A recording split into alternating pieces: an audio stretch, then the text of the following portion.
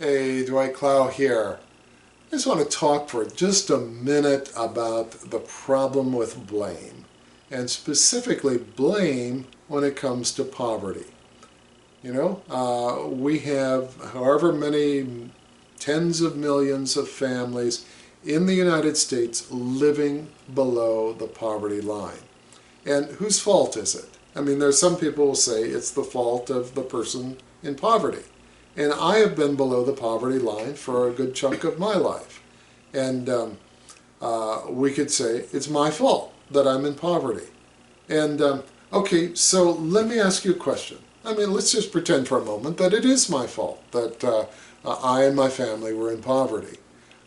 If that's true, how does that solve anything?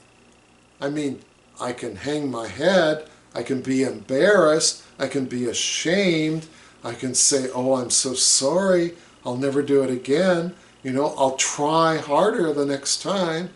The only problem is, I have done that. I've tried harder 100 times, and none of that got me out of poverty. Or we could say that it's not my fault, that it's the fault of some evil corporation, or it's the fault of some president. It's President Trump's fault, or it's President Obama's fault, or President Bush's fault, or President Clinton's fault. Or we could say it's the fault of Congress, or we could say that it's the fault of someone else. And suppose it's true. Suppose you're really right. You have affixed the blame on the right party. How does that get someone out of poverty? How does that deliver somebody from poverty to middle class or to wealth? And the answer is, it doesn't. And so I think for too long in this nation, we've been focusing on who to blame instead of how to solve the problem.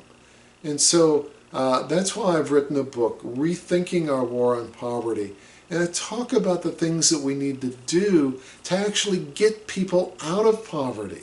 And I have an image of that up on the screen, and I'll have a link in the description or below this video that will show you how you can obtain a copy of that book. Thanks so much. Have a super day.